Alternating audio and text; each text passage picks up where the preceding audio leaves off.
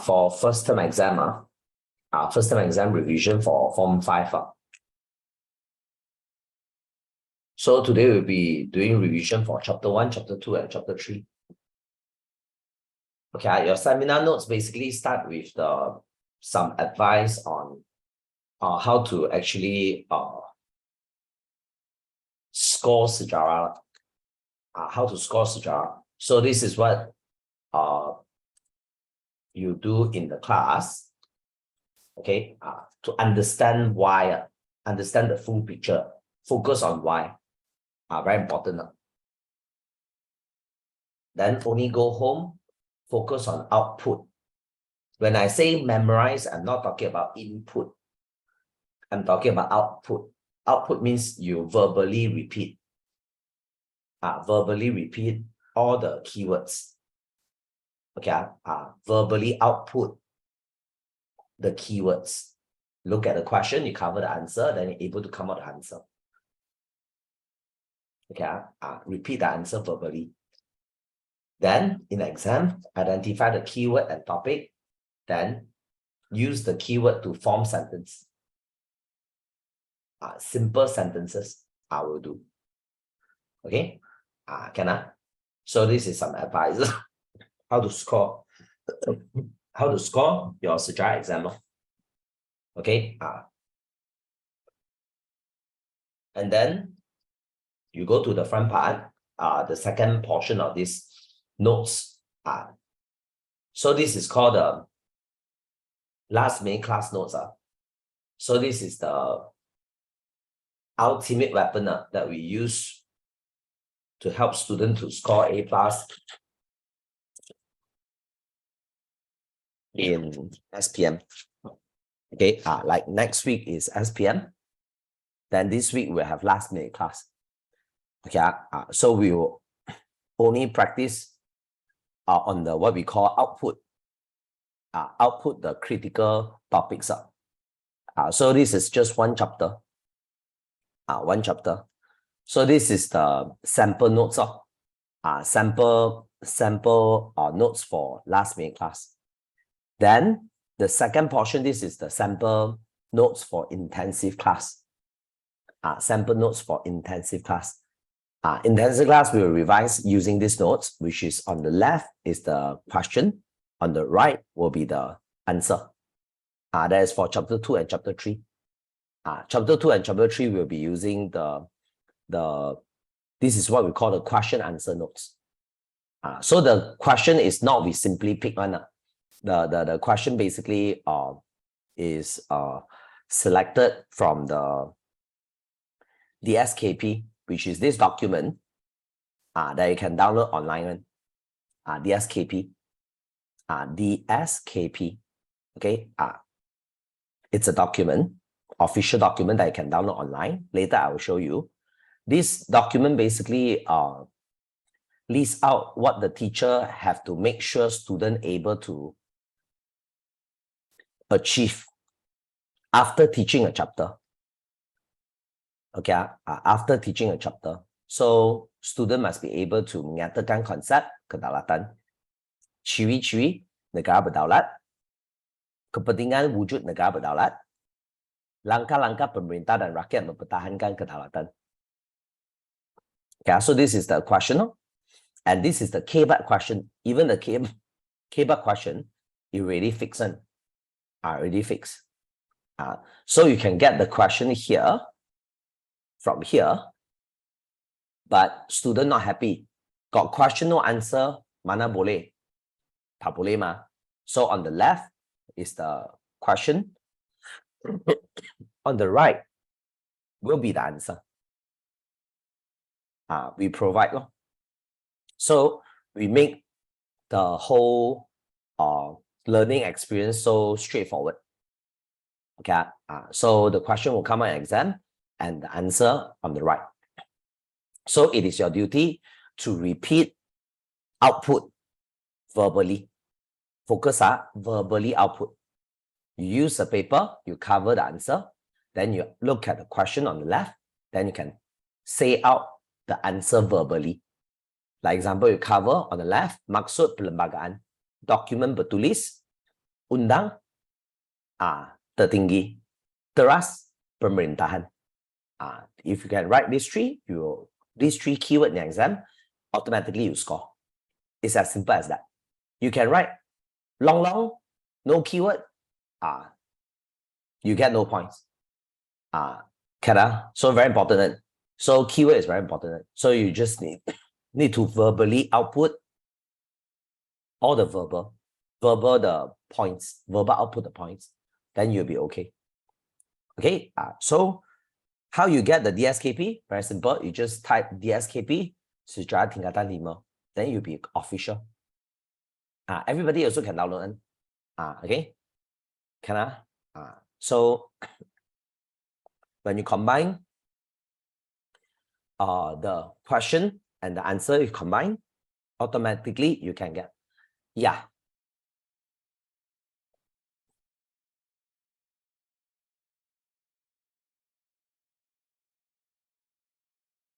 And so now we look at which is the practice, which is the last minute class practice. Yeah. So this is last minute class practice because when it comes to last minute, so basically I cannot be teaching anymore because if I teach, you will fail. If last minute class I teach, you will fail. You understand what I mean? If next week is SPM, this week I'm still teaching, you come here just to understand, basically you will kena. So that's why you must do already. You get it's do, not input, but it's output. So this practice design in the sense that you can practice on your own. Okay, the answer is here. The first question is always the easiest one. Bahasa Yunani, Bahasa English, Bahasa Arab, Bahasa Melayu. Where you get all this? Up here. I didn't even scramble the sequence. The sequence follow. So make so easy for you. Question 1 is the first math. Math, so easy. Okay. Math, so easy. Then after that, the second question is scramble. You look at the huraian, you come out the fakta. That is the second math. Then the third math will be look at the left, then you write out the huraian. That will be the third math. So when you go to exam, when they question you, maksud kedaulatan, that will be a math. So easy. So you're able to write out the points easily. Okay, so you can see Bahasa Yunani, kedaulatan means super anus. Super anus also carry the meaning asshole. Super asshole. What is super asshole? Super asshole means you have the highest power to decide what you want to do with your life. That's why Western people, they scold other people asshole. You're such an asshole. What does it mean by asshole? Why so uncivilized? Why you use body parts to scold others? Asshole come from super anus, which is the meaning that you don't care about other people's feeling. You make decisions solely because, for yourself, you make a decision that people don't like. Okay, and you don't care. This is my life. This is my decision. I'm free and independent to make such decision. It is my life. Agung atau tertinggi, which carry the meaning negara, bebas, merdeka. You don't go and write super anus means super asshole. Don't write that. I tell you, you will cause trouble. And anus is butthole. Okay, butthole. So now you understand the Western culture. You are such an asshole, which means you do things that people don't like. Yeah, but you still do it because you are free and independent to do so. Then English word sovereignty means the country have the highest power to decide the law. Daulah is Bahasa Arab. Bahasa Arab and Bahasa Melayu. Similar. It's actually the same word. One is Daulah, one is Daulat. So Daulah means kuasa pemerintahan. Kuasa pemerintahan, kerajaan. Then Daulat means kuasa pemerintahan, negara. Okay. So you look at the right hand side, sovereignty is an English word. Okay. Daulat is a Malay word. Superinus is a Greek word. Yunani is Greek. Just in case, not all Form 1, not all students basically follow me. Since Form 1. Form 1, you learn about Yunani. Yunani means Greek. Means Greek. Greek means those people come from Greece, a country called Greece. Okay. So the second question also, meh. Then the third question a bit challenging. So look at Bahasa Yunani. You write that super anus, comma, agung tertinggi. Super anus, comma, agung tertinggi. Then after that, negara bebas, merdeka. Bahasa English is sovereignty. Negara mempunyai kuasa penuh pemerintahan. Then Bahasa Arab, daulah, kuasa pemerintahan, kerajaan. Then Bahasa Melayu, daulat, kuasa tertinggi pemerintahan, negara. So exam, you just write essay like this. Simple essay will do. Simple essay will do. Okay. Of course, some of your school teacher might require you some weird requirement. Okay. So TDC essay writing technique, I can say 80% of the teachers in the market, basically they can accept. But I cannot guarantee that your school exam, your school teacher can accept. But your school teacher don't accept is not I weird, is he or she weird. Okay, 80% of the student can. Okay, can. Because the marking scheme is very simple. It's in point form. It's in keyword. So got keyword, give marks really. What penanda, wacana, this and that, those are just their own requirement.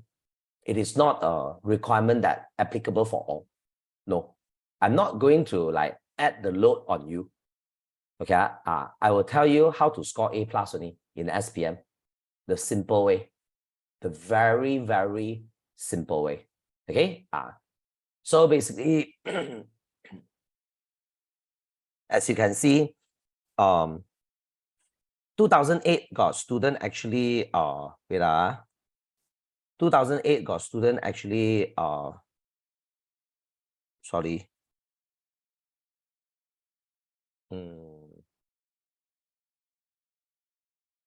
2008 got student actually kena minus mark due to the what we call follow what I say. Then the marks got minus. Then after that, I go take the exam. Then the results came out is I'm A+. A+. Okay, so basically you no need to worry that my marking scheme whether okay or not. So basically I go and take the exam myself and I score A+. Okay. So basically, like for example, this year I got one student that get these results. Okay, which is Sejarah is A+. Okay, so basically this guy also, this guy also A+. Okay, so this guy is A. Okay, I got basically canon. It's canon. It's just that your school teacher want the right long. Got just now got from the Mandarin class student actually asked me, why school teacher do that? You don't ask me, not I do that, it's your school teacher do that. So your school teacher do that, you go ask your school teacher why do that. Okay, and you will realize that your teacher is a super anus. You just need to follow whatever the teacher say. Me, very simple. I look at the outcome. If my student follow what I say and they fail, I will change. I'll change. Last time, I'm like your school teacher and ask student to write long. Then got one top student, now she become doctor already. She cannot finish one full essay question because follow my technique.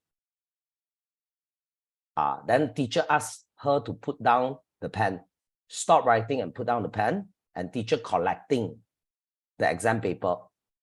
Then she don't care. She go and write in point form. Use the comma, done.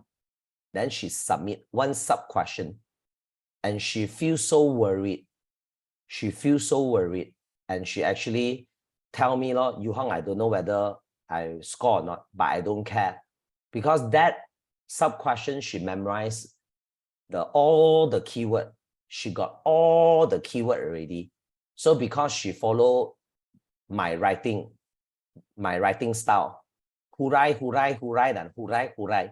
Satu fakta hurai 5, 6 with own sentences. So end up, she cannot finish one full essay and 2 sub-essay part. She cannot finish. That's why she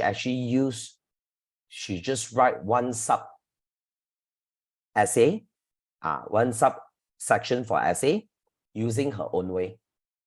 And she actually tell me, then I say, you keep me update with the results. So when the results came out, school exam, no. When results came out, for the sub-question, she scored full marks. 2 sentences only. She only write 2 sentences only. 2 sentences with all the keyword. And for the sub-question, she scored full marks. That's why I tell her that I'm going to use her technique, okay, for all TEC students.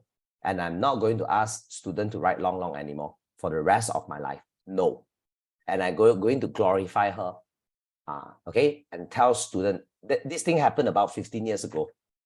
15, 16 years ago at least. Yeah, 15, 16 years ago.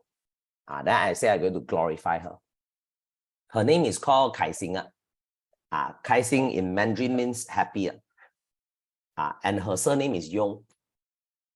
Yong Kai Xing. Yong in Mandarin, it carries the meaning, if you use, you will be happy. Yeah. Then from the moment onwards, students score like crazy.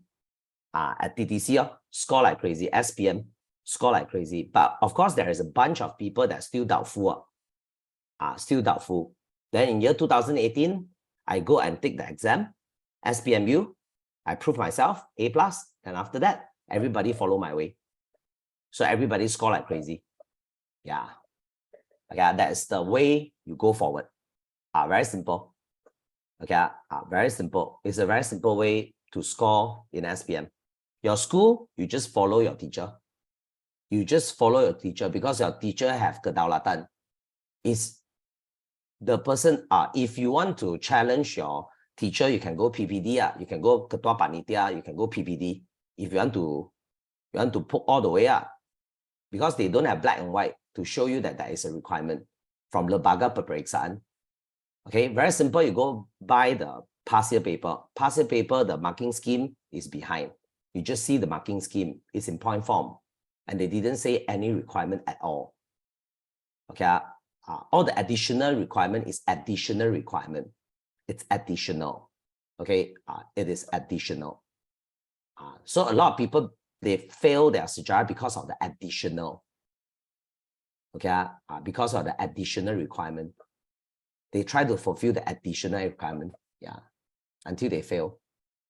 Then my student terbalik is terbalik. As you can see, example from this girl. You see, fail in school exam. Then after that, score A- in SPM. Okay, so student want to see it to believe it, and she's not alone. She is not alone. So example like this boy from 18 marker to C+. Okay, then there's another.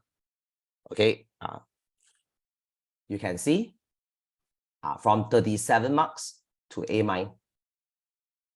Okay, so it's like you're very lucky. This just the SPM results just released only. I received lots and lots of message. I just cut maybe like 2 out of 20.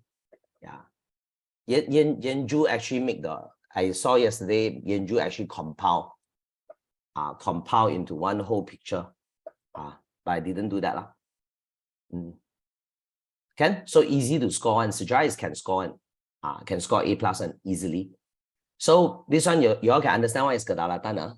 Kedaulatan is super anus, means you have the highest power to decide for your country. Negara bebas merdeka. Okay, I cannot control what your school teacher do, but I can tell you, SPM doesn't follow your school teacher Punya standard. Okay, it follow SPM standard. And SPM standard is very simple. It's a very, very simple requirement because we got student from the Gunung Tahan, we got student from the Kampung. Okay, a majority of my students, they study in city. City is the highest standard. Takkan they use the highest standard to level. If they use the highest standard to level, I tell you, a lot of Kampung people and Gunung Tahan people, they will fail, you know. They will fail. When they fail, how? Okay, they're not going to retake, you know. They are not going to retake, you know. Majority of them. So further down, you can see this one is Bahasa English means sovereignty. Bahasa Arab means daulat. Daulah. Then after Bahasa Melayu means daulat. So we have jenis kedaulatan, kita ada traditional, kita ada modern, kita ada undang. So traditional will be the pemerintahan kuasa mutlak pada raja. So this is the animal original, the Lion King. Traditional is the uncivilized one, which is the first version. The first version.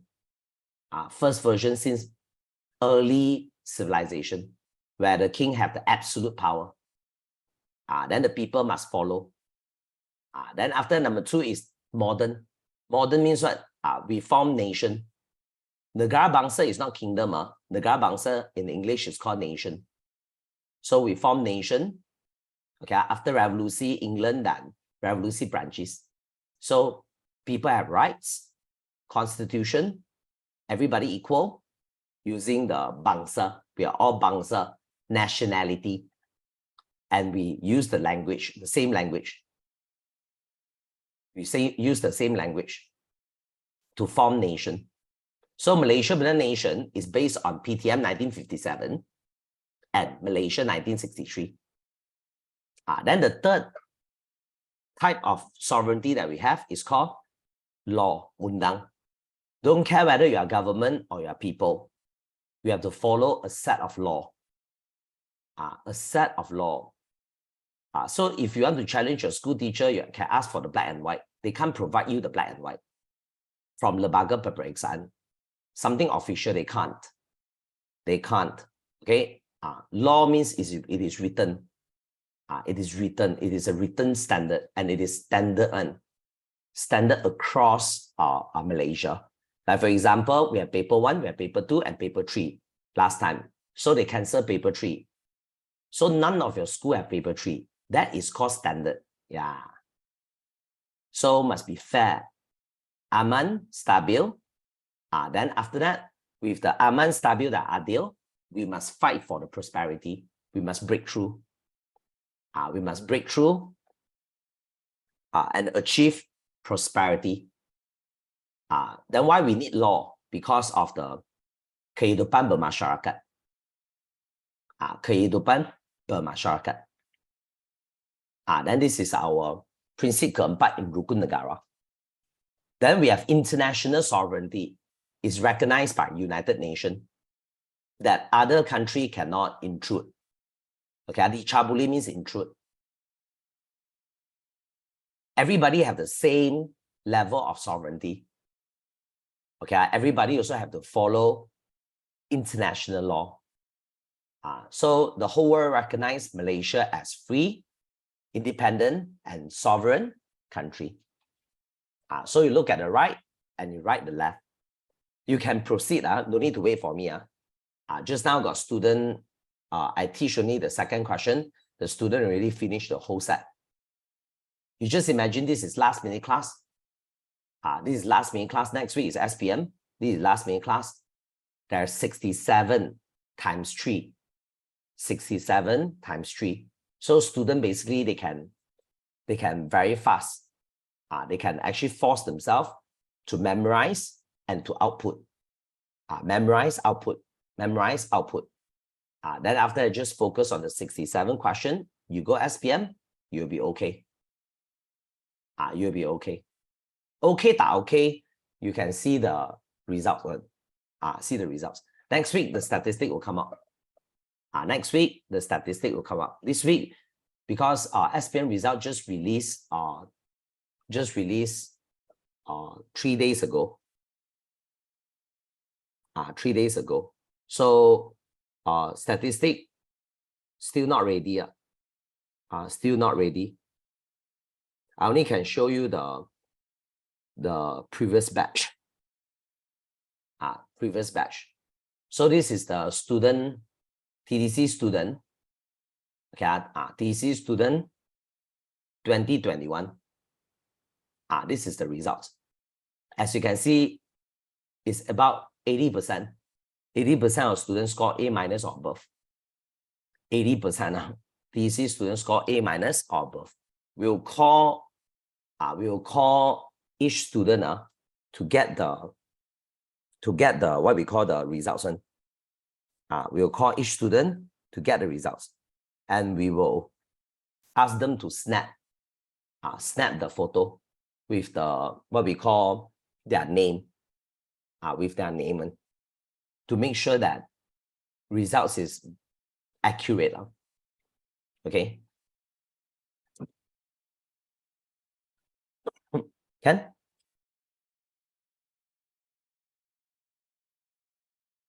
So you read on the right, then you write on the left. Modern, negara bangsa is modern. Kuasa mutlak, absolute power with the king is traditional. Then PBB. PBB is United Nations. UN, United Nations. There is international sovereignty. Kerajaan dan rakyat terikat undang. That is kedaulatan undangan, which is prinsip keempat rukun negara. Then you memorize, then you are ready, then you follow your own pace. You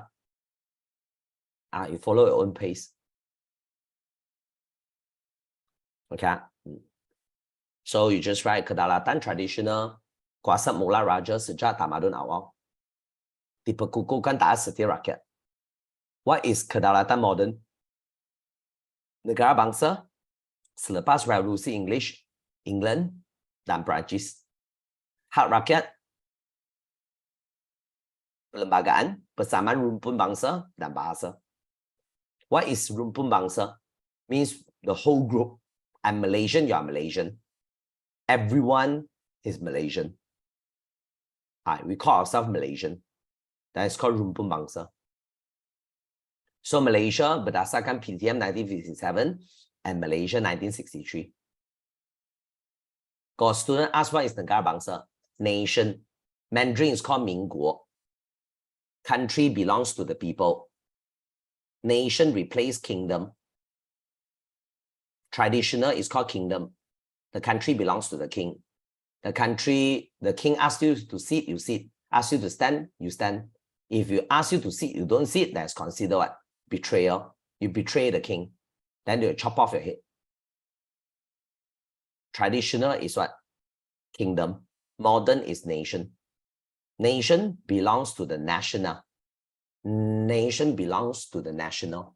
That's why people ask you, what is your nationality? What is your nationality? Nation belongs to the people. Negara bangsa. Bangsa means the people. Dan kedaulatan undang, kerajaan dan rakyat terikat dengan undang perlu dipatuhi. Tujuan untuk adil, aman, makmur, dan kehidupan bermasyarakat. Okay.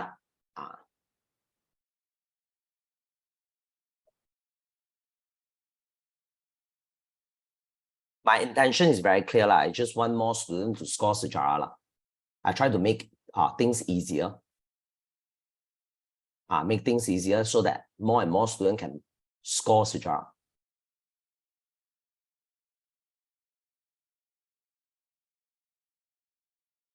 Kedaulatan tradisional ialah pemerintahan kuasa mutlak loh. You can read the essay lah.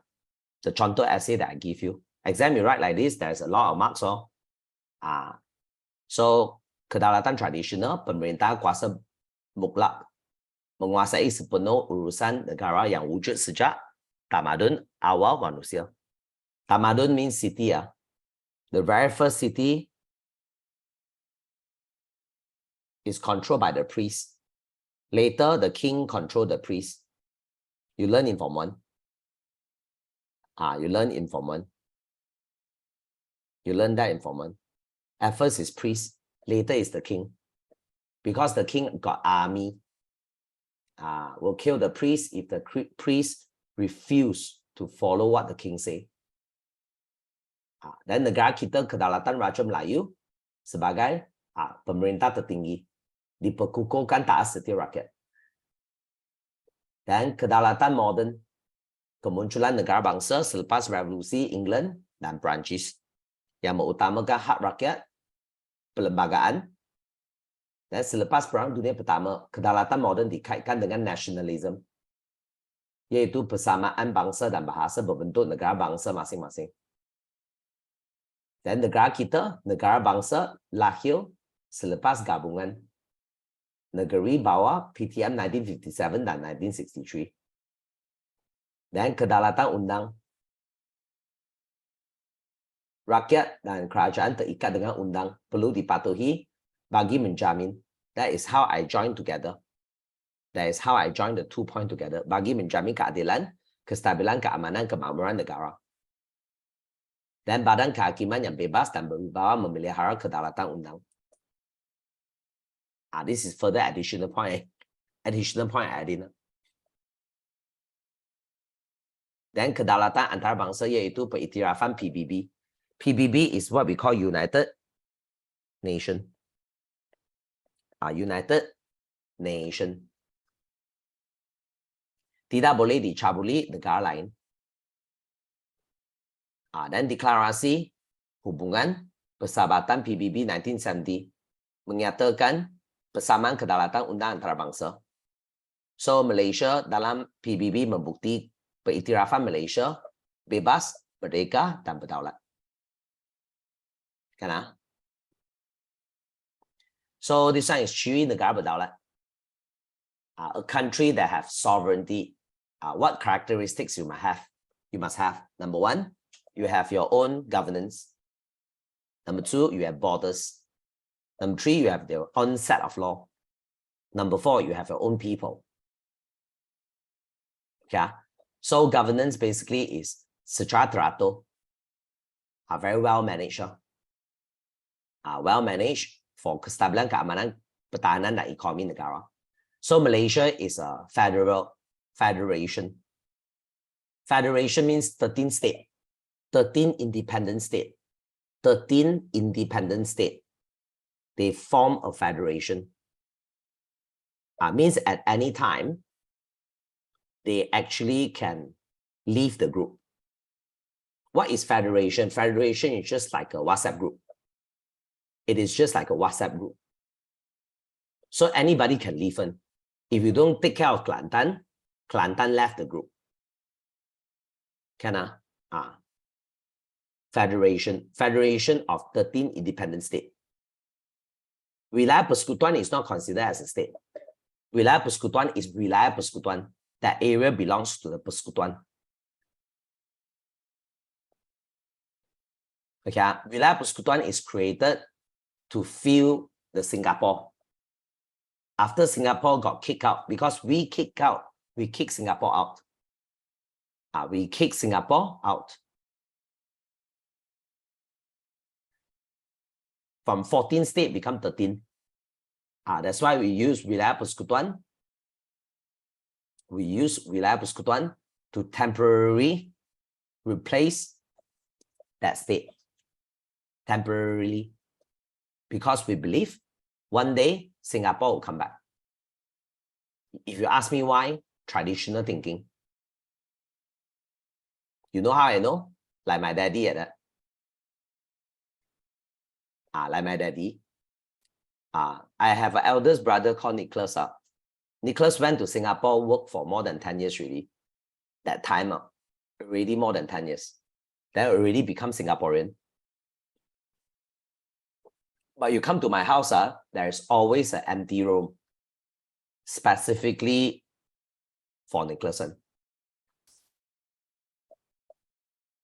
You can say my brother already migrated to Singapore, but still my daddy will keep one room.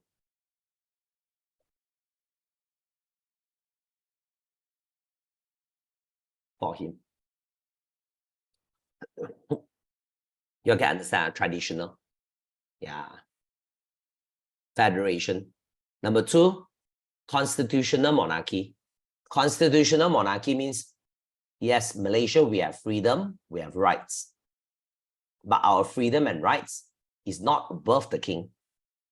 Never use your freedom and rights against the king. Don't do that. Or else you will suffer the consequences.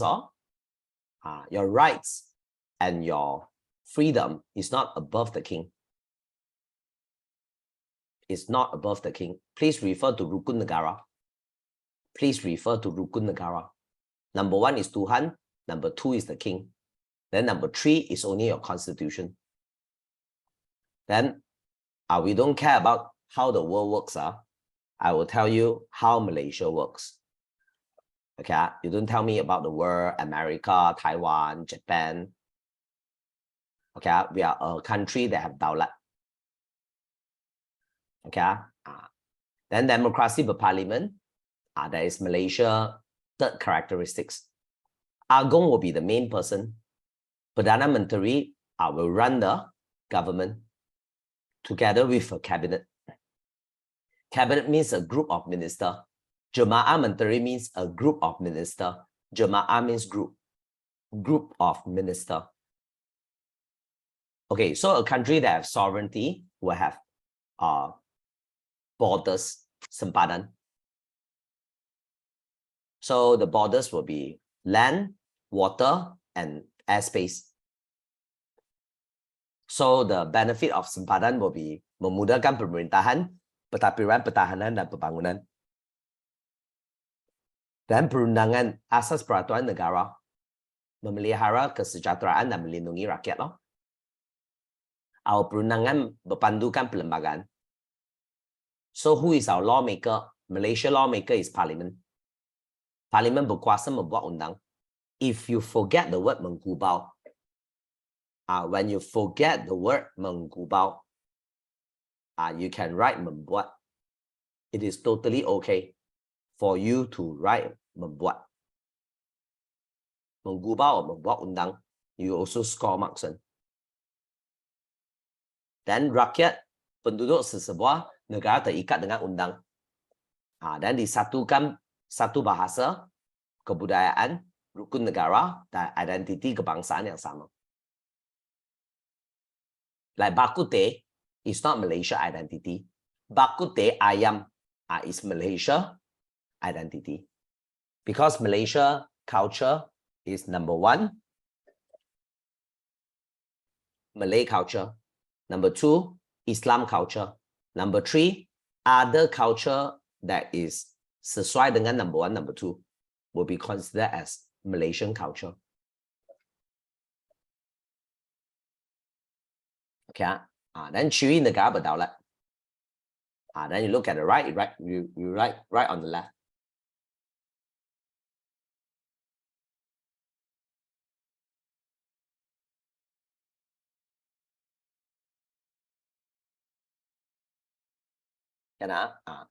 Then you can read the essay.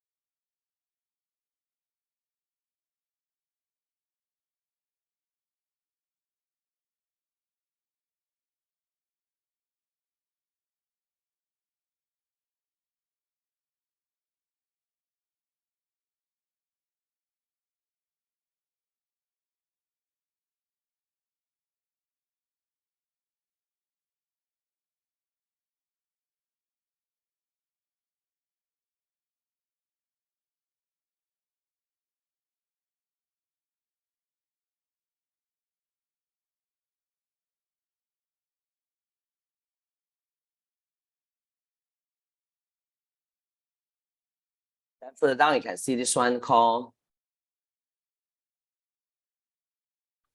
kepentingan kedaulatan.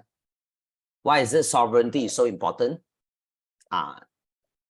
Effective governance, prosperity, the welfare of the society, and excellency in diplomatic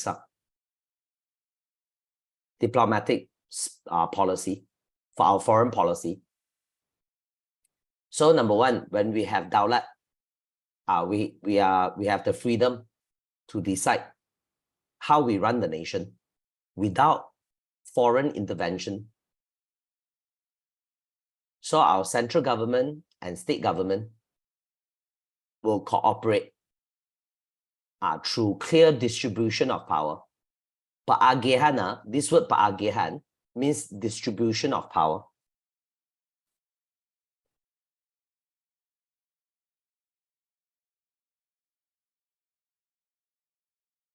Okay, between the state and country. The federal and state, I should say federal and the state. Then after that, with sovereignty, we will push economy prosperity to increase the living quality of the people. Then after that, the kesejahteraan will be dasar social. We want to produce the young talent with skill through education. At the same time, we must unite them through BM, national culture, sports, and also our Rukun Negara. So to memupuk mohibah. Mohibah means, you can say trust. To build trust. Okay, to unite the people so that people trust each other. I trust you, you trust me. That everybody with good intention. Everybody have good intention. Okay. Then further down, because we have sovereignty, we can decide who we want to friend with. No longer controlled by British. Last time, British forced us to be the first world. You know, recently, the Singaporean Jocelyn insult us being a third world country. That girl don't even understand what is first world, second world, and third world. First world is the free and capitalist world. Free and capitalist world. Second world is the communist world.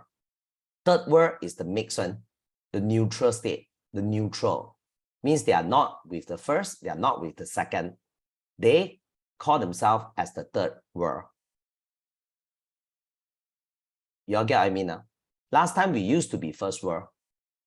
We used to be first world just as good as Singapore and all the British colony. Then after we merdeka, okay, after we merdeka, we decided to go third world. You'll learn about that in chapter 9. Last time we are first world. You don't believe what I say, go Genting? You don't believe what I say, go Genting? There's a first world hotel. Why Mr. Lim go and build first world hotel? To protect his casino. To remind the Malaysia government, don't remove the casino. If you remove the casino, you are removing first world from the nation. What is the consequences if you remove first world from Malaysia? Malaysia will become a second world. What is second world? A communist world. 1 + 2 = 3. What happens if you take away 1? You become number 2. What is the consequences of number 2? Sanctions. The sanctions will come in. United sanctions will come in. Yeah. So when government do that, you'll be putting our economy in harm's way. You just imagine Dubai is building the largest casino in the world. Largest casino in the world. And Malaysia, if we shut down the casino, it will be a huge impact on our economy. That's why Mr. Lim go and build First World Hotel, the largest hotel, the hotel that have the most room in the whole world. 10,000 room, I think. You cannot find another hotel with 10,000 room. Then further down, you can see, which is this one called Hak Negara Menjalin Hubungan. Then we can sign any perjanjian and kerjasama we want. Then we enjoy a lot of benefits by joining the regional and international organization to prove to the world that Malaysia is as capable as other nations. We are as capable as other nations. So this is how the essay look like. You can take you can read.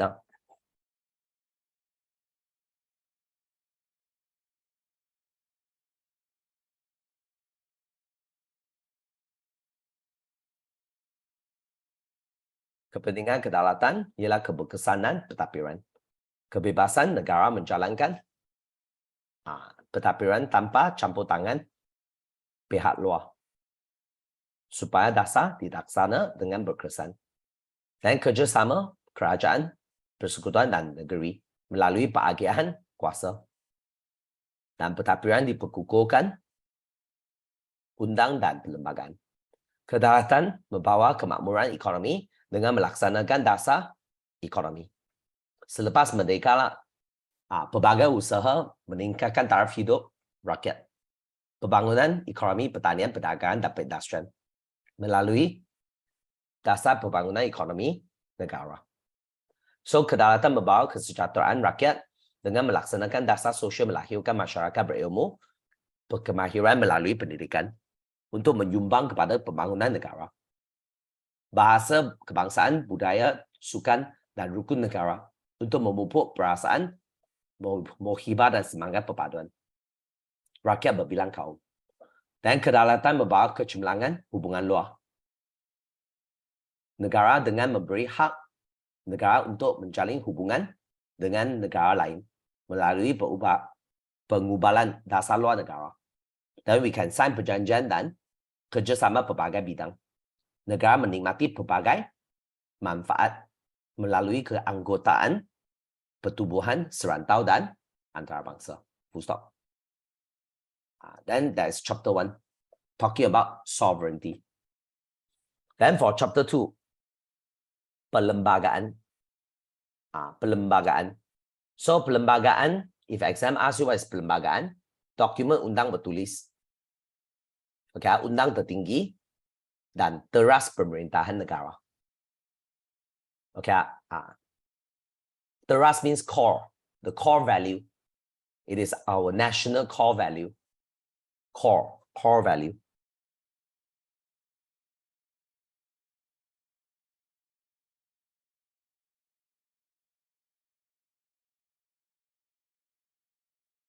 Asas perlembagaan. So our Malaysia Constitution, we get our rules from where? From the Malay law and from the English law. So latar belakang perlembagaan.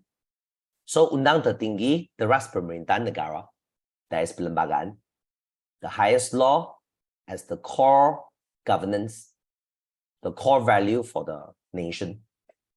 Then before British, we are a kingdom. The king will rule according to the law created by him. Then in Zaman British, the king continued to be the sovereign king. Then after Merdeka, perlembagaan become a very important element in our country. Important element. But it is below the king, not above the king. Rukun negara is Tuhan first, Raja second, Perlembagaan third. Then Undang Melayu, according to a Malay law, king will be the ruler. The people must follow. Okay, national law will be determined by the king. Okay, example, Melaka, Undang Melaka, we got Hukum Kanun Melaka. Kanun is as good as Kerajaan. The meaning of Kanun means Kerajaan. Undang Laut Melaka, Hukum Kanun Melaka, mempengaruhi undang negeri Melayu lain, such as Pahang, Kedah, Johor, dan Perak. If exam, they ask you nyatakan the undang dipengaruhi Melaka. Then you can say undang-undang Pahang, undang-undang Perak, undang-undang Johor, undang-undang Kedah. Okay, you still get your marks. Just use the word undang-undang, undang-undang, undang-undang. Can already. Even you write undang-undang Pahang, you still get marks. Because Pahang is the keyword.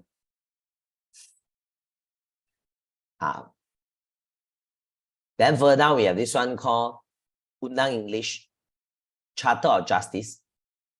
It is to protect the people. The difference between Undang Melayu and Undang English is to protect the people, because the law is created by the people for the people. Then after that, the kingdom's law is created by the king, is to protect the king's interest. It is to protect the king's interest.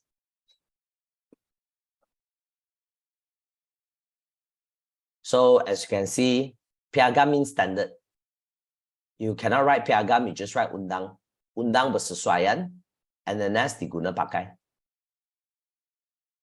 1807, we only have court in Penang.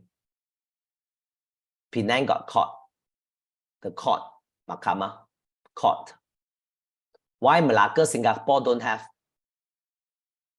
Be curious and ask.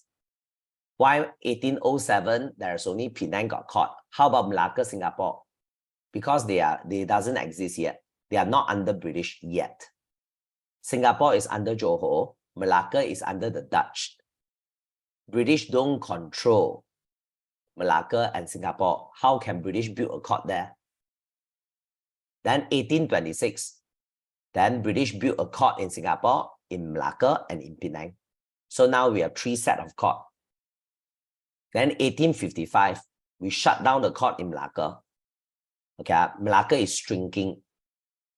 Shut down the court in Malacca, combine the court, Malacca court with Singapore.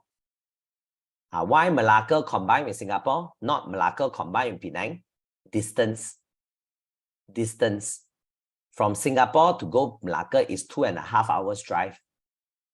From Malacca drive to Penang, it's a 5-hour drive. You know, you can say 5.5 or 6 hours drive. It's because of distance. So why Malacca court shut down? The number of cases dropping. Number of cases dropping. You're talking about Britain court. It's not cheap to maintain. So that's why they combine. Singapore, Malacca, 1 court. Penang, 1 court. Why they didn't combine the 3 court together? Because Penang don't want to go Singapore. Because Penang to Singapore, you are talking about easily 8 hours drive. 8 hours drive. Yeah.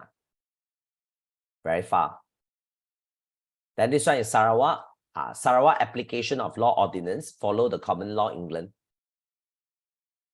So this one you just cross it out. In SPM, it won't test one.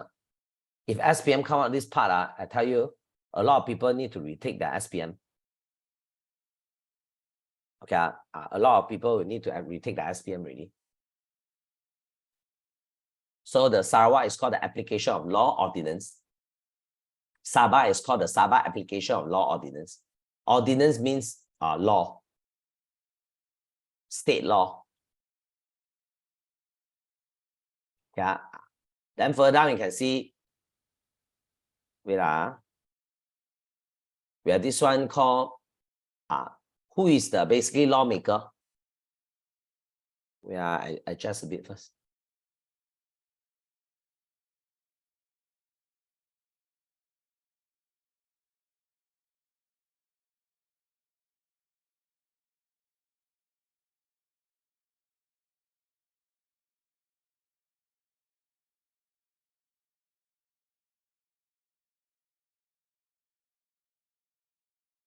So who is the lawmaker for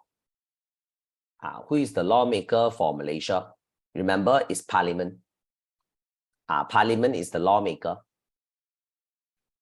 Parliament got 222 members elected by the people to make law in the council. Council is like a meeting at that.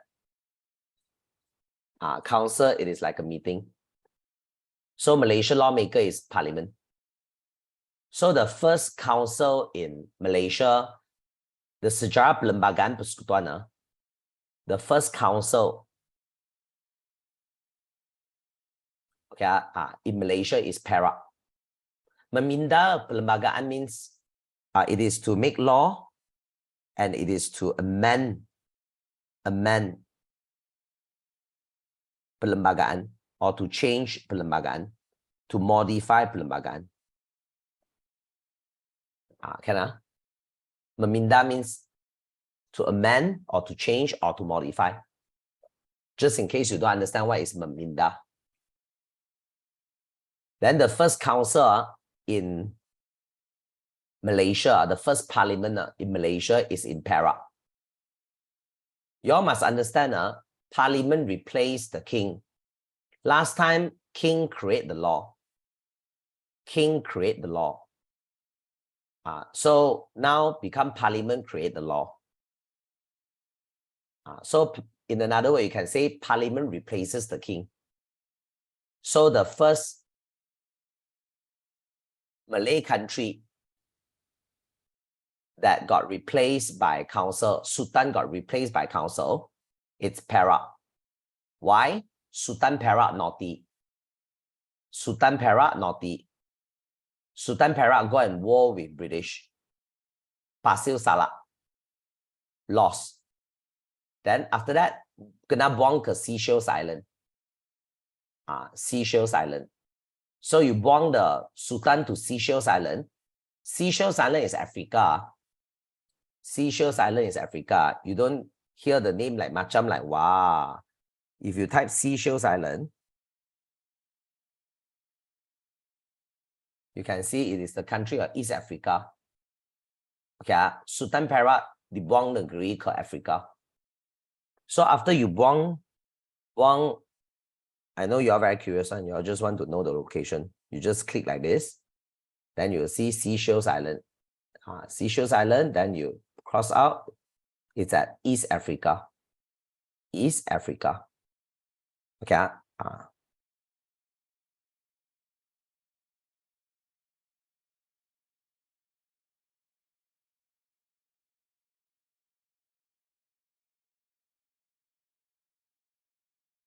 So after the Sultan kena buang, so people start asking, people start to ask, then who created the law in Perak? Then British say, no worry, we'll introduce the parliament. We'll introduce the state council or the parliament to replace the king. So parliament means a group of people, a group of British people. We have the representative from the business, we have the representative from the mining, we have the representative from the agriculture, we have the representative from the city, we have representative from the minorities. Yeah. Then they were able to discuss, debate, and vote to pass law. So the first state council happened to be in Perak, is to make law, membuat undang. So the most useless person is the chairman. The chairman is the useless one. Why this chairperson not a sultan? Because the sultan is in Africa. That's why it's Raja Muda. Okay, Raja Muda. Why not Sultan? Because Sultan in Africa. Chairman is the most useless person in the parliament. Why? Because cannot discuss, cannot debate, cannot vote. So what is the function of the chairperson? The chairperson basically give the opening speech and also give the closing speech. Usually the council meeting usually is 7 days to 14 days. So the chairperson only will go in the first day and the last day. The first day and the last day. Other than that, it is represented by a stick.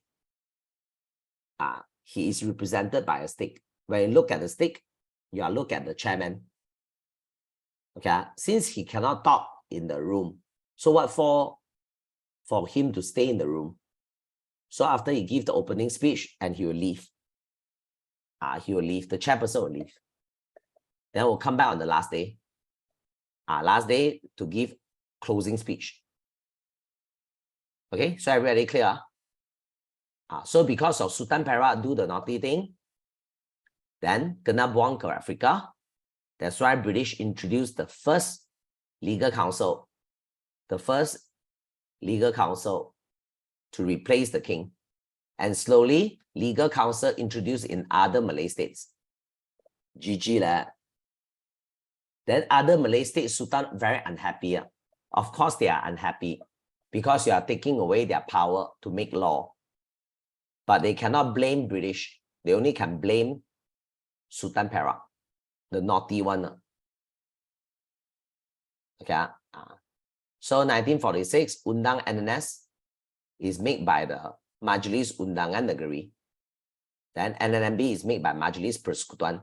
NNMTB is made by Majlis Negeri. NNS, you're talking about SPM, Singapore, Penang, and Malacca. NNS got 3 alphabet, so inside got 3 nations, Singapore, Penang, and Malacca. Then NNMB got 4 alphabet, so inside got 4 country, Perak, Selangor, Pahang, and Negeri Sembilan. This one got 5 alphabet, NNMTB got 5 alphabet. Got 5 alphabet. That's why inside got how many country? 5 country. So we have PKKT plus J. PKKT, Perlis Kedah Kelantan Terengganu plus Johor. Perlis Kedah Kelantan Terengganu plus Johor. PKKT plus J. Okay. So they are called the Negeri-Negeri Melayu Tidak Bersekutu. Tidak Bersekutu means it is not federated. Why are they not federated? Please ask why, and you can understand more. Because they are poor state. I repeat, they are poor state. Then you should ask, why are they poor? They poor because they don't have biji tema. They don't have biji tema. Okay. So why Bersekutu? Because British make them Bersekutu. British take over NNMB. That's why NNMB is Bersekutu. Just like McDonald. McDonald is unified. McDonald is unified. It's federated, unified. Unified means one logo, one system. It's called Bersekutu. Tidak Bersekutu is basically non-federated. Non-federated means 5 independent country. 5 independent country. So this one is Perjanjian PTM 1948. 9 Malay state plus 2 Strait state. Singapore is excluded.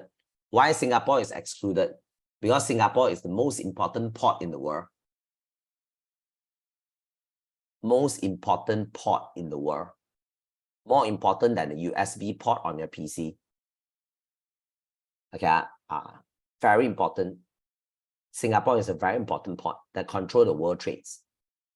That's why British want to keep. British plan to keep Singapore. That's why didn't combine. Then 1957, 1957, we follow the model Britain, which is democracy by parliament. If exam, you cannot write Westminster, you can write model Britain. Model Britain iaitu democracy by parliament. So this is the 5 terms. 5 terms. So we must make sure that the federal government is strong and solid. Number 2, you have to protect the king. Number 3, you have to protect Malay special rights. Number 4, you must divide the parliament. Why must you divide the parliament? To weaken the parliament. Because British parliament too strong. British parliament bully British king. Okay, British parliament bully British king. So that's why Malaysia parliament must be divided into 2. Okay, divided into 2. Dewan Negara dan Dewan Rakyat. Dewan Negara is controlled by the king. Agung can choose 2/3 of the officer inside. There are 69 officers inside. Agung can choose 2/3. So basically, this hall is controlled by Agung. Okay. Why Agung want to control a hall? Very simple. Don't want the Malaysian people to pass stupid law that against him, against the king. Against the king, against the 9 Malay king to be specific. Okay. So if Dewan Rakyat pass those weird law against the king will use the Dewan Negara to block it. There's a lot of uncle out there saying that Dewan Negara is a useless Dewan. They're like a rubber stamp. Like a rubber stamp. Because there is no Malaysian didn't pass law to harm the king. That's why Dewan Negara is not activated. It's just like the fire extinguisher that you see at TTC. Those fire extinguisher that you see at TTC center, fire extinguisher, pemadam api. They put there is kind of like useless. Waste the space. When there is no fire, of course, fire extinguisher is waste of space. But what if there is fire? That would be useful. So the Dewan Negara is to protect Ketua Negara, to protect the 9 Malay king. So Malaysia constitution, we have the traditional features. Traditional features means the old one, the warisan, which is the king system. The king system, Islam, BM, and Malay special rights. Then we have the modern characteristics. Malaysia got 4 traditional, 3 modern characteristics. So first, you talk about the king. So Malaysia follow democracy by parliament. Agung will be the chief, the highest ruler, have the power to pardon. Pardon means to release any prisoner, and also can delay any hukuman. Can delay any hukuman. Most importantly is the Agung have the power to choose the prime minister. Agung have the power to choose the prime minister. Prime minister is not elected by the people. Okay, prime minister is elected by Agung. Then peringkat negeri, Raja will be the Ketua Negeri. Ada kuasa eksekutif melalui nasihat Majlis Negeri. Also have the power to pardon, to release prisoner, and to delay the punishment. Most importantly is the state Menteri Besar is chosen by the king. The state Menteri Besar is chosen by the king. So the king, you must respect. The king is justice, tonggak justice.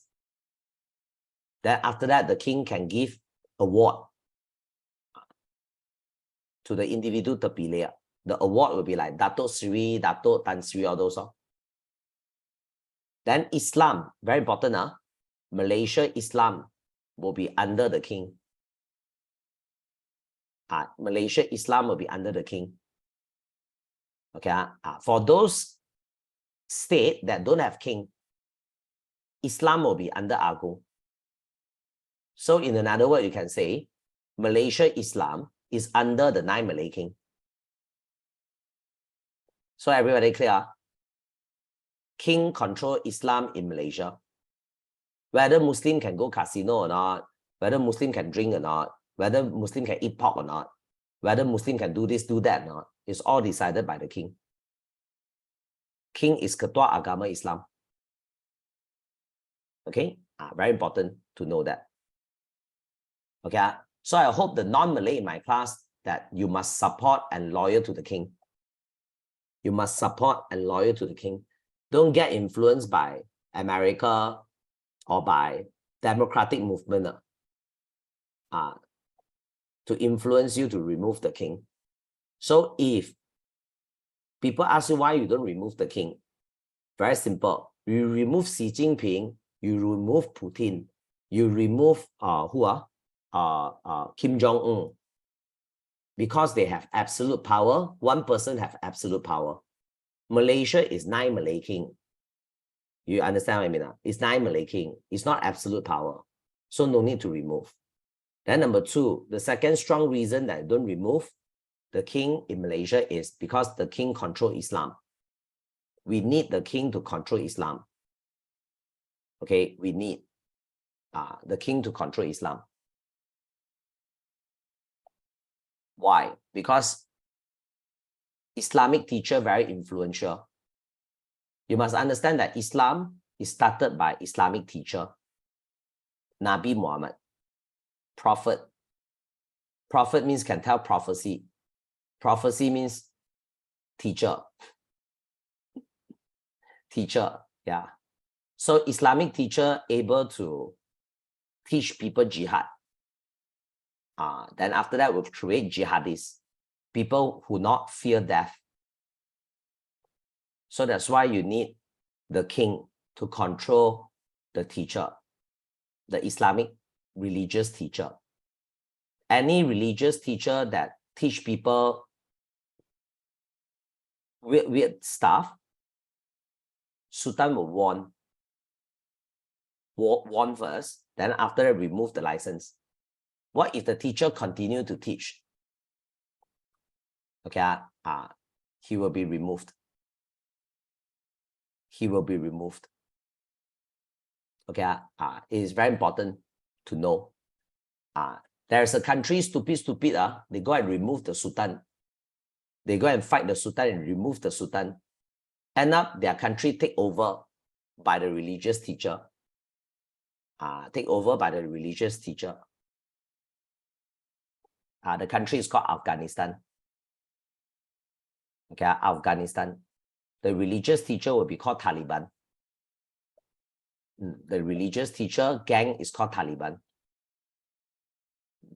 So don't simply remove the king. Okay, so remember, Islam is under the 9 Malay king. For those states that don't have king, referring to where? Referring to Sabah, Sarawak, where else no king? Malacca and Penang. Plus Wilayah Persekutuan. Islam will be controlled by Agung. Then BM is our common language, our official language. Then Malay special rights. Okay. Traditional, Dajat. Modern, equal. Dajat means the traditional. Food chain. Like you go safari, the lion eat you. It's because you are not a lion. Not everybody born equal. Not everybody born equal. So this one is Malay special rights. Exam will ask you why Malay deserves special rights. Then you can write that penduduk asal. Okay, penduduk asal. So Chi modern. Modern characteristics is federation. Federation means we have two sets of law that is considered modern. Two sets of law. Then the other 13 state equal. We have kerajaan persekutuan dan kerajaan negeri. Diberi kuasa tertentu. Then Sabah Sarawak diberi kuasa otonomi. Kuasa otonomi means power to make our own decision, such as immigration. Their immigration, Sabah Sarawak can control their own immigration. Then democracy berparlimen, we have the election, so that the people have the freedom to choose the representative to build the government. Then we have SPR. SPR is the one that makes sure fair election. There is two type of election in Malaysia, the federal and the state. Federal and the state. And there is two type of citizenship. Before we merdeka, there's two types of citizenship. The Malay state is called Rakyat Raja. The NNS state is called Rakyat British. Then after merdeka, everybody equal. Everybody also have the blue IC. Everybody have the blue IC. Everybody same. The IC same. It's just that on the IC, if you are Malay or Bumiputra, you know it's not the same.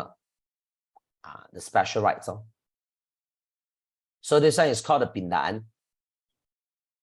Pindaan, we have two Pindaan. 1963 Pindaan Amendment, the changes up. So menyesuaikan peruntukan negeri baharu. This is 1963. Tanpa mengubah kedudukan negeri yang sedia ada. Meaning, originally Tanah Melayu got 11 states. Tambah Sabah, tambah Singapore, tambah Sarawak. We become 14 states. So we add the new state in without changing the status of the existing state. Okay, without changing the position of the existing state. Meaning we want Sabah, Sarawak, Singapore to be 1 out of 14. So we added 3 states. 1963 added 3 states. And we make amendment to our court system. So we have 3 high court. 3 high court. 1 located in Tanah Melayu, 1 located in Sarawak, Sabah. Combine. Sabah and Sarawak, they combine. They combine and they put it in Sarawak. Okay, because Sabah people are very modern. Sabah people are very modern. So we cannot let them have their own court. If we let Sabahan have their own court, most likely very hard to control them. Okay. So Sabah and Sarawak court we put in Sarawak. Because Sarawak is controlled by the elites, by the traditional people, the elites. Talking about Raja dan Pembesar. You know, in Tanah Melayu, 9 Malay state controlled by Raja dan Pembesar. So you can say Malaysia controlled by Raja dan Pembesar. Yeah, in English, it's called the Malay ruling elites. Then Sarawak is under the Raja Brooke. Remember Raja Brooke? Together with the Datuk Patinggi, Datuk Banda, Datuk Temegong, okay, Datuk Amar. All those Datu is Pembesar Melayu. So Raja dan Pembesar. Then Raja Brooke, no more. But the Pembesar we still have. So that's why Sarawak and Sabah, Tanah Melayu trust Sarawak more than Sabah. In Sabah, tak ada Datu apa pun tak ada. Because that time Sabah is under SBUB. Syarikat Borneo Utara British. It is under company. So in the company, you cannot form party politics. political party. So that's why Sabah is tak ada elites tak ada local elites, tak ada pembesar. That's why Sabah punya court system must put under Sarawak. So easy for us to control. Because court is everything. A lot of students, they don't understand what is court. You just imagine someone destroy my house. So I'm going to sue him. I'm going to sue that person.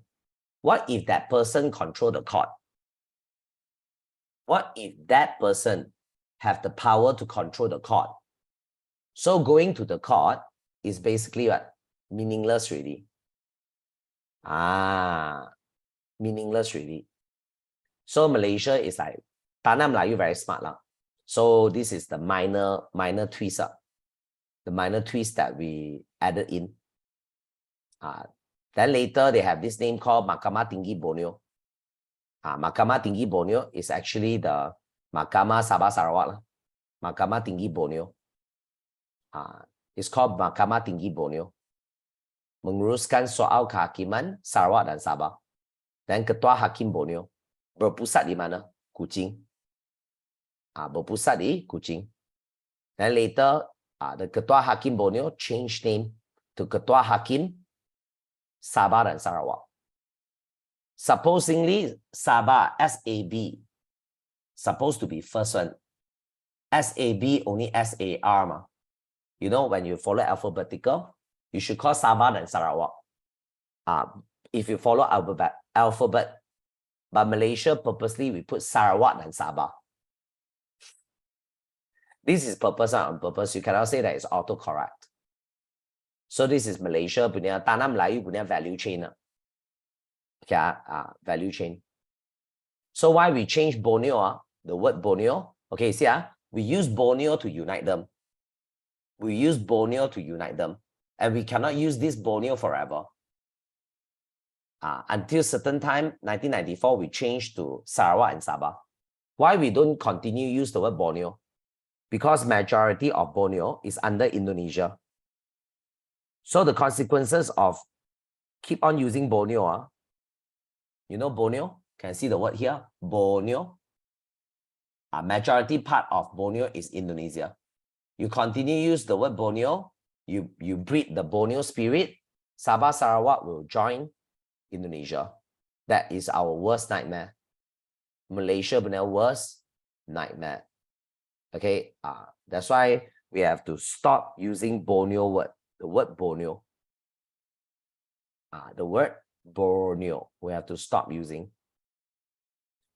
Then we change to Ketua Hakim Sarawak dan Sabah. Ketua Hakim Sarawak dan Sabah. Then each of the state that they have no king one. So we choose a Yang di-Pertuan Negeri.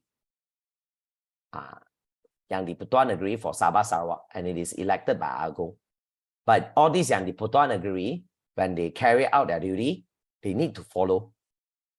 They need to follow their state council. Their Majlis Tertinggi Sarawak, Cabinet Negeri. Then this one is, we kick Singapore out lah. We -1 negeri. We kick Singapore out from Malaysia. Okay. Then this one is talking about the chapter 3 is talking about the king system. The king system. Okay. The latar belakang pemerintahan. Latar belakang pemerintahan beraja. The king system. So if you have any words that you don't understand, you can type out. You can type out, then I will explain.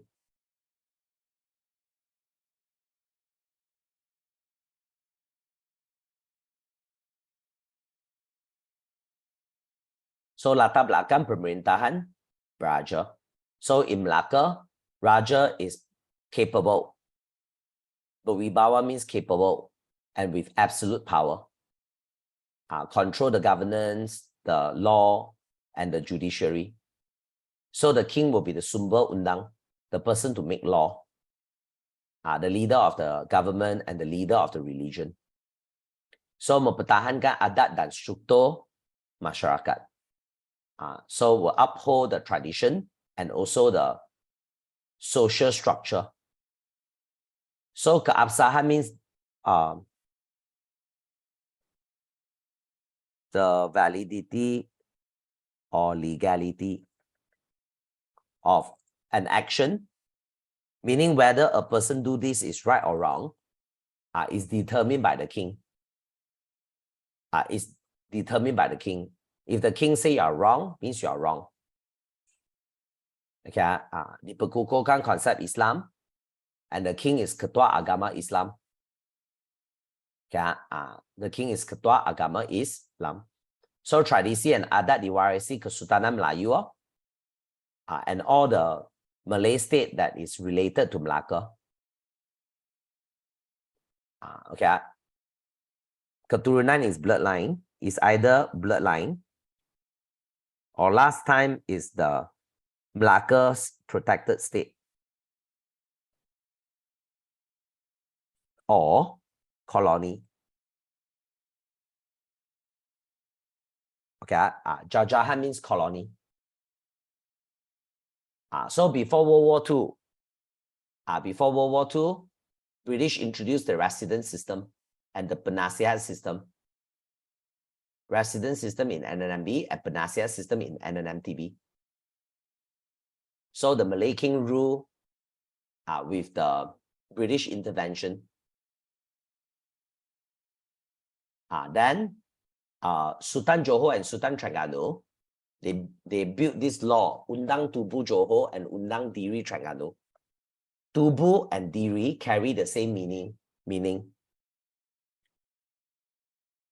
Founded or built. Okay, tubuh kan, diri kan, Undang Tubuh Johor, Undang Diri Terengganu. Okay, so the founded law of Johor and the founded law of Terengganu. They are trying to stop British from taking over Johor and Terengganu. They're trying to protect their sovereignty, but they fail to do so because Undang Tubuh Johor and Undang Diri Terengganu can be amended by the king. Can be amended by the king. If you control the king, you can change that. You can change the Undang Tubuh and Undang Diri. It's so easy to control one person. It's so easy to control one person.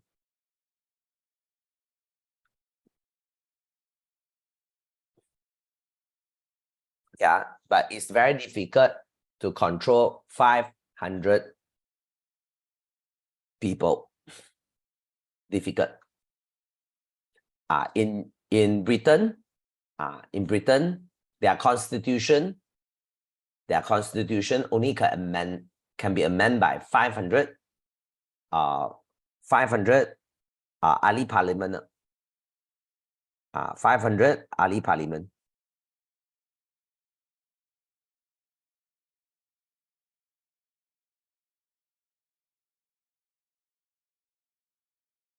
Not the king. So that's why you go to UK, you control the king also is useless. Because the king cannot change the constitution. But the Malay king here can. The Malay king here, they can change the constitution. Then this one is NNMB. So NNMB take over, British take over the Pentadbiran Pembesar, but the king remain as the Pemerintah Berdaulat, menerima nasihat resident. NMTB, the king, they are more solid, they are more established because they are not federated. There are 5 independent states. 5 independent states. They are not federated. So they have their own country. One king, one country. One king, one country. So semasa Jepun, the Malay king continue control the Islam, continue get the pension, the pocket money, the allowance. After World War II, British tried to destroy tried to destroy the Malay king using Malay Union. Okay, because Malay Union is the country belongs to the people. What people? Malayan. People who stay in Malaya is called Malayan. People who stay at Himalaya is Himalayan. Okay, so Malayan Union, country belongs to the people, but the king don't want. The king don't want. The king hilang kuasa. That's why I'll say fight, then replaced by PTM. You cannot force the people to accept nation. If the people want kingdom, you have to let the people have kingdom. You cannot force them. Welcome to the post-World War II world, the democratic world. Democratic world means no forcing. The big nation cannot force the small nation to accept the big nation's value. Okay, so British, they send representative here, confirm the people don't want nation, they want kingdom. That's why Kedaulatan Raja diwarisi Melaka dikembalikan. Okay, so they come out of Undang Tubuh Negeri, mengangkat Raja Melayu, Raja berperlembagaan. So this is Raja berperlembagaan. So Agong will be the main leader with position, power, and duty. Termasuk dalam perlembagaan listed in the constitution. So the constitution already say the king will be the highest ruler. The people have the freedom to choose the Wakil Raja, Wakil Kerajaan. Then Sejarah Majlis Raja-Raja, the most powerful organization in the world, not in the world, in Malaysia. Okay, in Malaysia, the highest organization is called MRRM, Majlis Raja-Raja Melayu. Okay, so it's a council of king. Council means a group of people. So Majlis Raja-Raja basically is the council of king. 9 Malay king meeting. So put a star here. 13 is important. So you must know the kedudukan dan fungsi Majlis Raja-Raja. So Majlis Raja MRRM, Majlis Raja-Raja have the power to choose Agong, to agree or disagree. Undang that need the King's Council's approval.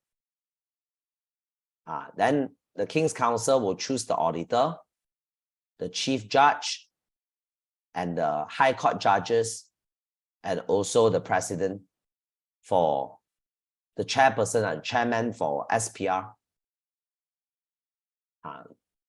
So Majlis Raja-Raja will also determine the changes of the Malay special rights policy. And Majlis Raja-Raja is also the Lembaga Pengampunan, the pardon board. The pardon board. Pardon board means to release the prisoner, to make decision to release which prisoner, the pardon board. Then if you want to change the state borders, you must get the Malay king's permission first. Okay, because the 9 Malay king also, each of them also scared that the MRRM, the King's Council, will bully them. So that's why they set this rule. If you want to change the borders for Selangor, you must get the permission of Sultan Selangor. They include this one, setelah perkenan Raja Negeri berkenaan. Okay. Why? Because of course you were scared one. Suddenly the 8 Malay king, they make Selangor become very small. Only Pulau Ketam consider Selangor. Then the rest of the area become Perak and Negeri Sembilan. Of course, Sultan Selangor will be angry. That's why Sultan Selangor, the Majlis Raja-Raja put in this one. So when you look at this one, you look at from the interest perspective. the kepentingan perspective. Then after that you understand easier to understand. Okay, then the memperkenankan pindahan perlembagaan for perkara tertentu. So the perkara tertentu is anything related to the king. You must have their permission. Then this one is the Agung's power. 15 you put a star because of time constraint. I put a star. 15. Okay, common question exam. And 18. 18 is the fungsi badan undang. Badan perundangan is to make law. Badan executive is to carry out the law. Badan kehakiman is to conduct hearing. Conduct hearing to define the law. To define the law, to give fair trial on the conflict, quarrel or conflict. Yeah. So parliament will be the badan perundangan. As you can see, there is 3 component. Then just now I show you 3 component. Remember, 3 component parliament. Common question also. Dewan Rakyat, Dewan Negara, dan Agung. Okay, Dewan Rakyat, Dewan Negara, and Agung. So I push up. So this one is talking about the cabinet. All the minister, they must act as one group. Group is called collective. If one minister not happy with the government policy, that minister cannot give any comment. That minister cannot give any comment. If that minister want to give negative comment about the particular government policy, that minister must resign. Resign only you can talk. Resign only you can talk. You don't resign, you cannot talk. You must resign from the government, only you can talk bad about the government. So this one is asking why the judges cannot join political party. Okay, this one is common sense. So the rest basically easy. So this one you can write. This one you can write, which is page 14. Okay, you give me 2 minutes. I'll go toilet first.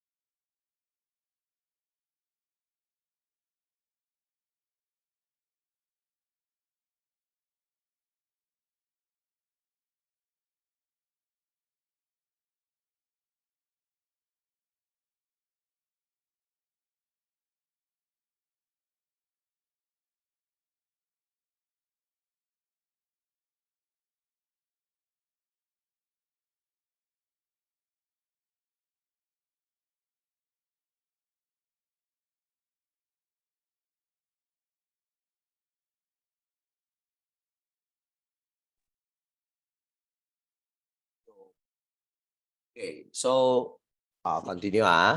So exam you just write like this. Sejak zaman Melaka diikuti kemerdekaan tanah Melayu 1957. Then pembentukan Malaysia 1963. So Malaysia sebuah negara bebas berdaulat.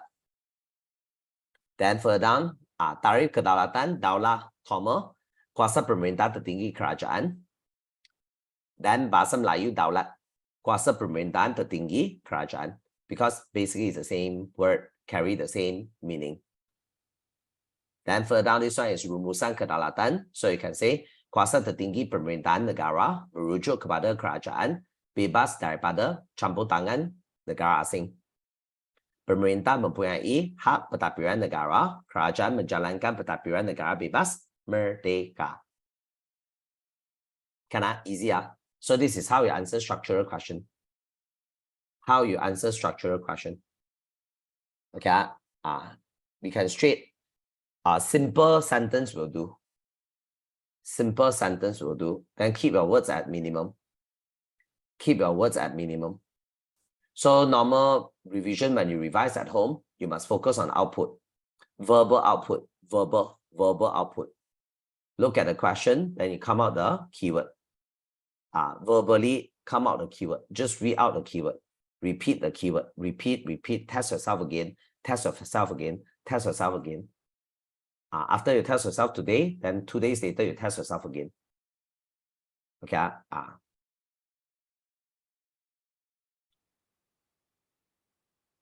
So memorizing technique is included, included in the front part of the seminar notes. Very useful. It is by Mr. Bay.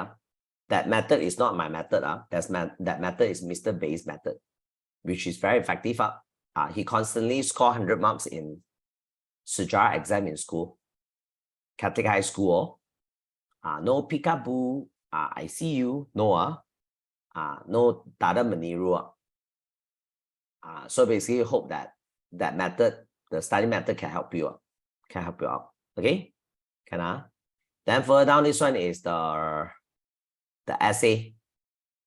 This one is the essay. I just show you the example, like terangkan undang-undang English yang dijadikan asas pengubalan perlembagaan persekutuan 4 marks. So Charter of Justice NNS, piagam persesuaian dipilih kegunaan NNS. Then Sarawak bawa the Sarawak application of law berdasarkan the common law England. Sabah bawa the Sabah application of law ordinance. The year not important. So just now got student ask, got one student say want to write COJ. I say cannot. You cannot write COJ because COJ is not in the textbook. You want to write any short form, you must write the short form that appear in your textbook. That is in your textbook, like UMNO, VNQDD. VNQDD stands for Vietnam Công Đăng Đăng. Vietnam Công Đăng Đăng. Because in China got China Kuo Minh Đăng. That's why Vietnam copy China. Vietnam Công Đăng Đăng. China got 三民主义, 第一个 principle rakyat. Vietnam also got 第一个 principle Vietnam. Democracy, socialism, the nationalism. Okay, cool. So this is my number. You can write down that anytime that you can call me maybe. There's one more part down there. One more part down there, which is I need to teach you how to write the K-but essay. Because the K-but for structure, you can just write like this. K-but for structure, you can just write like this. Fakta huraian, fakta huraian, fakta huraian. Simple sentence will do. Tetapi for the essay, you need to learn the fakta huraian contoh inference. Okay, you need to learn that writing technique. You need to learn that writing technique. Fakta huraian contoh inference. Okay. So for those that haven't write finish, you can screenshot. I can screenshot. We can move. We can move down. So if you have any question, you can ask. Please feel free to ask. So this one is the example. They ask pelembagaan elemen penting. Apakah akan berlaku if rakyat tidak mempertahankannya? So means we no more perlembagaan. What will happen to us? Pembangunan negara akan terjejas. Why? Huraikan further. Perlembagaan sebagai undang tertinggi dan panduan pentadbiran negara. So contoh pelabur asing akan menarik pelaburan mereka dari Malaysia kerana suasana akan yang kelam kabut akibat daripada tiada panduan pentadbiran. So rakyat tidak mempertahankan perlembagaan akan mengakibatkan pembangunan negara terjejas. Can you see that? What is inference? Inference just to link your fakta with the question. Just do the linkage. Just do the linkage. Just write this, then write this, combine. Write one more time only. Then automatically, you will get your marks really. But you must write 2 set away. At least 2 set. Okay, 2 set. Simple sentence will do. Can? You can screenshot this one. Then later we will, anything you just WhatsApp me. Okay, I think already got student WhatsApp me. So later I will reply.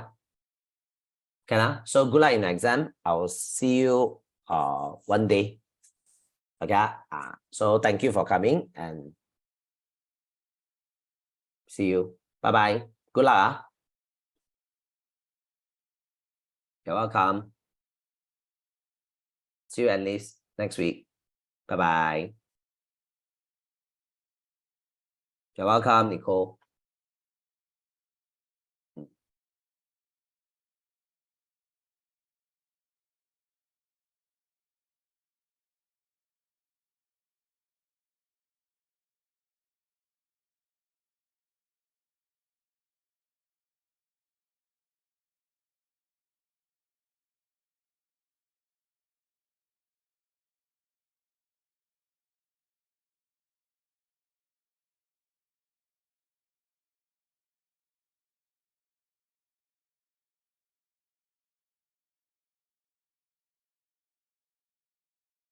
我是未成年 highschool.my 的 Dino 学长。那如果你想要找出自己的天赋、兴趣，或者是让你在未来有更多的职业选择，可以帮助你提升你自己的自信心，还有找出你自身的优势。在来临的6月24号下午2点到4点钟，Dino 学长呢会跟一位临床心理师叫美心，诚意邀请你一起来玩这个霍兰的职业兴趣测试 Holland Test。那这个测试呢，是由美国的心理学家 John Holland 提出的，当中也帮助了很多人找出自己的人生方向。不过，在参加这个活动之前呢，你一定要先扫描这个2维码，做了里面的 test， 又或者是你可以直接跟老师拿 link。做完了之后呢，我们6月24号礼拜六下午2点就会慢慢的跟你解释，还要找出你内在的优势、内在的兴趣，还有真正的天赋是什么咯。我们到时见。Hello， 同学你好，我是未成年 highschool.my 的 Dino 学长。那如果你想要找出自己的天赋、兴趣，或者是让你在未来有更多的职业选择，可以帮助你提升你自己的自信心，还有找出你自